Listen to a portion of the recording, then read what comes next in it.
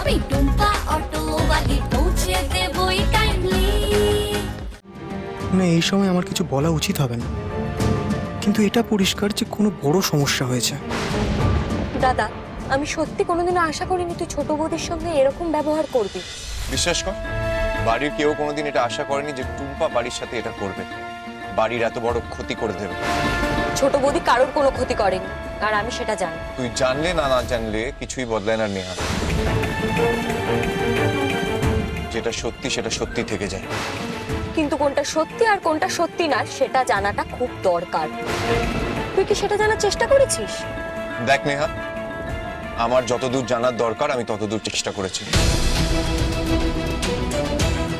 কিন্তু একটা জিনিস আমার কাছে একদম পরিষ্কার ছিল, টুম্পা আমাকে কোনো সত্যি বলবে না। আর সেটা না করে টুম্পা যে পরিবারের কত বড় ক্ষতি করেছে সেটা আজ আমরা জানি। আবির বাবু, আপনারা আমাকে আর কত দোষ দেবেন? এই কথাটা তোমার তখন ভাবা উচিত ছিল টুম্পা, যখন তুমি পরিবারের সকলের কাছ থেকে সত্যি গোপন করে পরিবারের এই ছেলেকে এত বড় একটা বিপদে ঠেলে দিয়েছিলে। দাদা, আমার কাছে জানিস তো একটা জিনিস খুব পরিষ্কার, তোরা কেউই সত্যিটা জানার চেষ্টা করছিস না। অনেক চেষ্টা করেছি নে, আর শুধু আমি নই, বাড়ির সবাই। কিন্তু সত্যিটা তখন গোপন করে রাখা হয়েছে, আর এখন যে সত্যিটা আমাদের সকলের সামনে রয়েছে সেই সত্যিটাই আমরা বিশ্বাস করি। আবির বাবু, আপনারা আমাকে ভুল ভাবছেন, আমি এখনো বলছি। এখন তুমি কি বলছো না বলছো সেটা আমাদের কাছে আর গুরুত্ব রাখে না টুম্পা।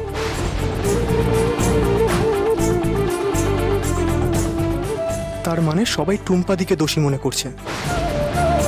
তাহলে কি সকলের মনে হচ্ছে টুম্পাদির জন্য অর্কদা মারা গেছে? এটা ঠিক না।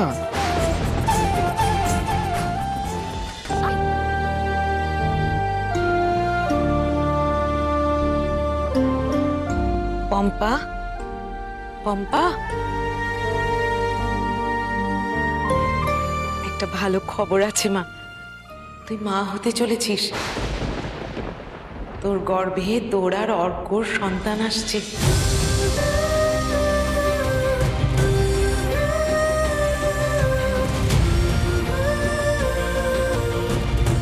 কে রে, কাঁদছিস কেন? সুখের কান্না সোনালি, আনন্দের কান্না। আনন্দের? কিসের আনন্দ মামি? আমার জীবনের থেকে সব সুখ সব আনন্দ কেড়ে নেওয়া হয়েছে। এরকম কথা বলছিস কেন মা? বলতে নেই, বলিস না। আর কি বলবো মামি, আমার নিজের বোন আমার জীবন থেকে সবকিছু কেড়ে নিল, আর আমি কিচ্ছু করতে পারলাম না। আমি বারবার টুম্পাকে জিজ্ঞেস করেছিলাম অর্ক কোথায়, অর্ক কোথায়। ও আমাকে একটাই উত্তর দিয়ে গেছে যে অর্কর সাথে আমাদের বাইরে দেখা হবে। কিন্তু বাইরে গিয়ে দেখলাম অর্ক নেই, অর্ক ভেতরেই ছিল। আমার চোখের সামনে আমার অর্ক শেষ হয়ে গেল, আর আমি কিচ্ছু করতে পারলাম না মামি। আরে সবকিছু হয়েছে শুধু একটা মানুষের জন্য, টুম্পা। টুম্পা, আমি টুম্পাকে জীবনে ক্ষমা করতে পারবো না। বাবা, এখন এসব নিয়ে তুই ভাবিস না, একদম ভাবিস না। তোর গর্ভে যে সন্তান আছে এখন তাকে নিয়ে ভাবতে হবে তো মা। কোন সন্তানের কথা বলছো মামি? যে এই পৃথিবীতে আসার আগে নিজের বাবাকে হারিয়ে ফেললো। ছোটবেলার থেকে টুম্পা আমার কাছ থেকে অনেক কিছু কেড়ে নিয়েছে। আমি ওপরে রাগ করেছি, অভিমান করেছি, কিন্তু আমি ওকে ক্ষমা করে দিয়েছি। কিন্তু এইবার টুম্পা আমার কাছ থেকে শুধু আমার জীবন কেড়ে নেয়নি মামি, আমার সন্তানের কাছ থেকে তার বাবাকে কেড়ে নিয়েছে। আর এর শাস্তি টুম্পাকে পেতে হবে। এইবার আমায় কেউ আটকাতে পারবে না মামি। টুম্পাকে আমি শেষ করে দেব। প্রতিশোধ আমি তুলবই, আর এই প্রতিশোধ তোলার অধিকার আমার আছে। কারণ এই প্রতিশোধ শুধু আমার নয়, আমার গর্ভে যে সন্তান আছে তার প্রতিশোধ। টুম্পাকে শেষ না করে দেওয়া অবধি আমি শান্তি পাবো না। বাবা, এরকম বলতে নেই মা, বলিস না।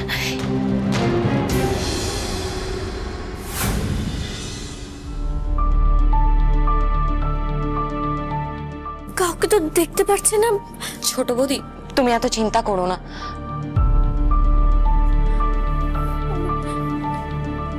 ওই তো মা, মা দিদি কেমন আছে? সেটা জেনে তোর কি লাভ?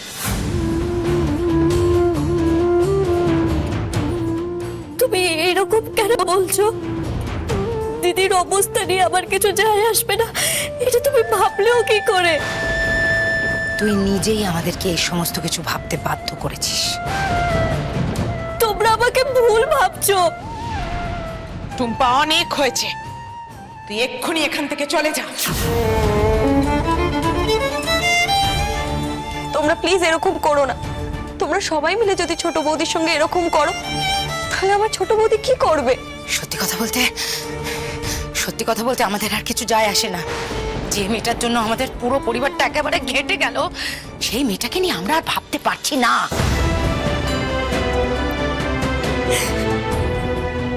দুটো পরিবার মিলে যদি আমাকে এভাবে একা করে দাও,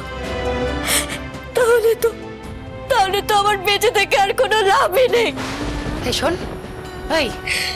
এই শোন, তুই বেঁচে থাকবি কি থাকবি না সেটা সম্পূর্ণ তোর ব্যক্তিগত ব্যাপার। ভাবি, তুমি আমাকে এরকম বলতে পারলে? হ্যাঁ, আমি তোমাদের কেউ নই। এই সব কিছু আগে ভাবা উচিত ছিল তোর। কি এমন দোষ করেছে আগে বলবে তো? তোর জন্য পম্পা তার স্বামীকে হারিয়েছে,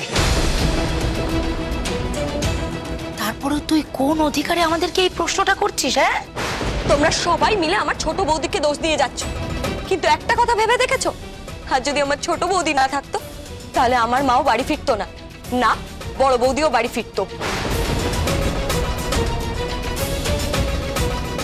কি হলো, তোমরা সব চুপ করে গেলে? পম্পা এখন প্রেগনেন্ট। ডাক্তার জানিয়ে দিয়েছে পম্পাকে কোনো রকম মানসিক অশান্তির মধ্যে থাকতে দেওয়া যাবে না। তাছাড়া পম্পাও পরিষ্কারভাবে জানিয়ে দিয়েছে সে কোনোভাবে তোর সঙ্গে দেখা করতে চায় না। তাই আমি তোকে হাত জোর করে অনুরোধ করছি, টুম্পা, তুই এখান থেকে চলে যা। নিজের দিদির সঙ্গে এরকম অবস্থায় আবার দেখা করার কোনো অধিকার নেই? না, নেই।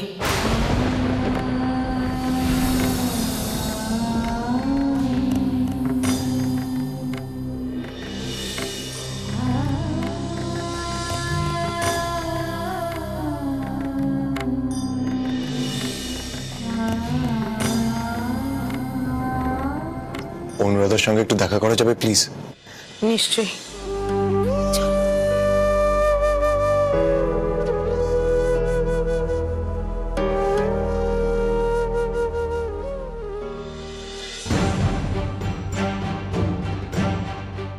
টুম্পাদির সাথে যেভাবেই হোক যোগাযোগ করতে হবে, কিন্তু টুম্পাদি এখন বাড়িতে থাকবে কিনা সেটা বুঝতে পারছি না। একবার চেষ্টা করে দেখা উচিত।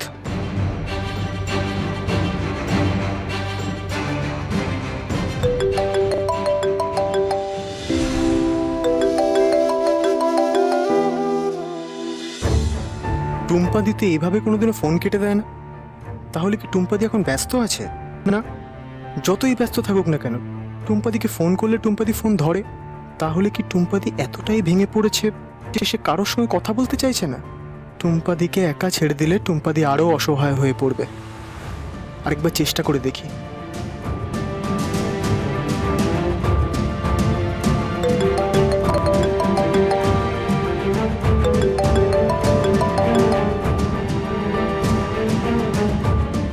কি হয়েছে বাবলু, বারবার কেন ফোন করছিস?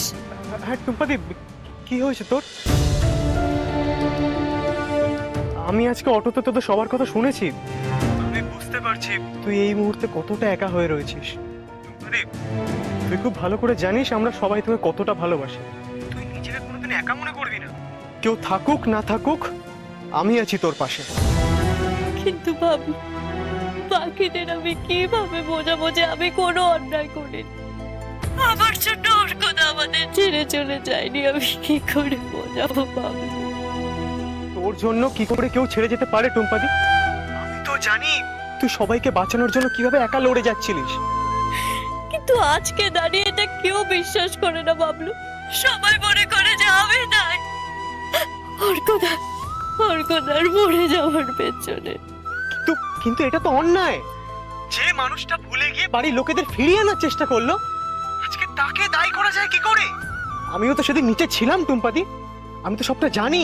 কিন্তু তোর তো অর্কদার সঙ্গে দেখা হয়নি বল, তোর কথা কেউ বিশ্বাস করবে না বাবলু। তাহলে আমরা সবাইকে বিশ্বাস করাবো কি করে? এই প্রশ্নের উত্তর শুধুমাত্র দুজন দিতে পারে। এক, অর্কদা, যার সঙ্গে আমরা কোনোদিনও যোগাযোগ করতে পারবো না। আর দ্বিতীয় কাকু, যার সম্পর্কে আমরা কিচ্ছু জানি না। ভাবলো আমি এখন রাত্রের পরে কথা বলবো রে, আমার এখন ইচ্ছে করছে না।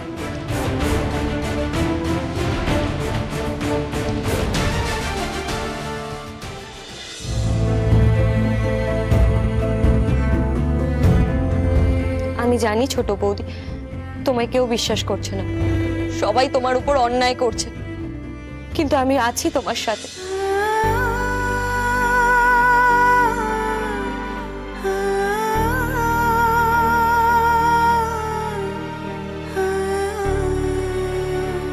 আরেকটা জিনিস জানো তো ছোট বৌদি, আমি খুব ভালো করে জানি তুমি অনেক মহিলাদের কাছে তাদের আদর্শ, আবার তুমি সেটাই হয়ে উঠবে।